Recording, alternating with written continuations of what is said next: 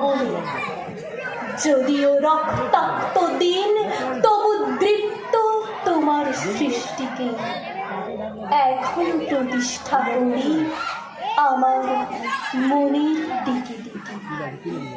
তবুও নিশ্চিত উপবাস আমার মনের প্রান্তে নিয়ত ছড়ায় দীর্ঘশ্বাস। আমি এক দুর্ভিক্ষের কবি, প্রত্যহ দুঃস্বপ্ন দেখি মৃত্যুর সুস্পষ্ট প্রতিচ্ছবি। আমার বসন্ত কাটে খাদ্যের সারিতে প্রতীক্ষায়, আমার বিনিদ্র রাতে সতর্ক সাইরেন ডেকে যায়।